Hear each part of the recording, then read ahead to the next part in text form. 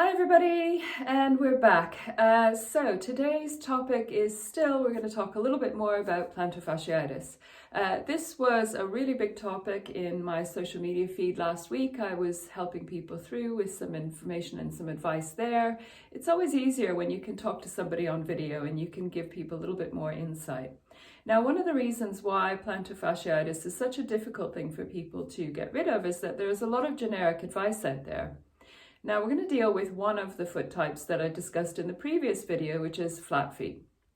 Now, I don't have the percentages to hand. I don't know how many in the population suffer from this in terms of numbers, but from what I can see in my clinic, there's quite a lot of people that are concerned about flat feet. Now, the first thing I want to tell you about flat arches is that you can change them. It isn't hereditary and it isn't something that is permanent. It is simply down to that the muscles in the area and the joints are left in that position and never experiencing the opposite, which is an arch lift. Now, in order to get an arch lift, we actually need to drop your arch a little bit further so that you get that spring back in your arch lift. And that happens, should happen through the gait cycle. But if you're missing it, then all kinds of things can go on through the rest of the body.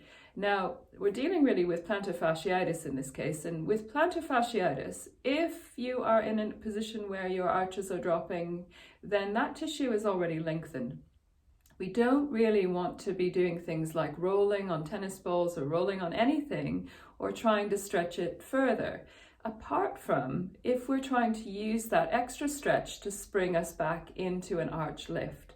And so that's a really specific movement. It's not a stretch, it's a movement. And so, as you know, I'm really passionate about movements that change you. So what we're going to talk about first is just how you get there. So I'm going to come up into standing.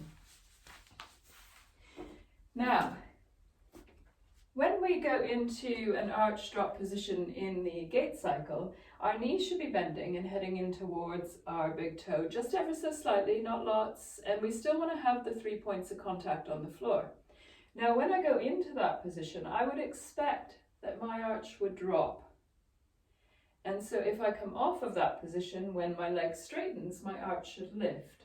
And so the biggest thing that you can do initially is try to achieve an arch drop and an arch lift and get better at that, because that is when the lengthened tissue that you have in a flat foot position has the opportunity to actually lift itself up.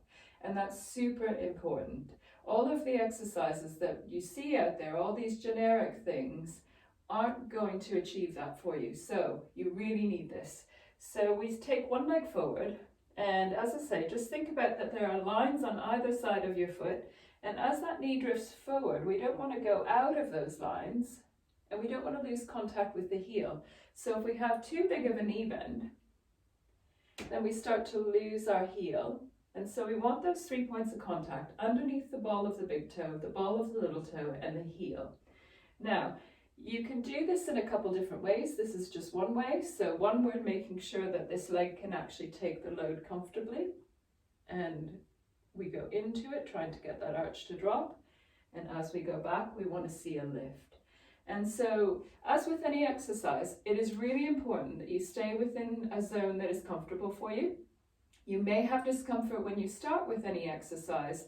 If you go carefully and slowly into it, you may find that that eases. And so it's about trying to do the number of repetitions that you feel comfortable with and that achieves your goal. In this instance, it's not about numbers, it's about getting that action to happen. And it needs stimulation and it needs to happen 2 or 3 times a day, preferably 3 or more, so that your body and your brain are linking up and starting to make that movement happen all by themselves. So I hope you found this useful. Stay tuned. We are going to talk a little bit more about plantar fasciitis. So make sure you subscribe, hit the like if you like the video, keep sending me your requests. Have a great day, guys.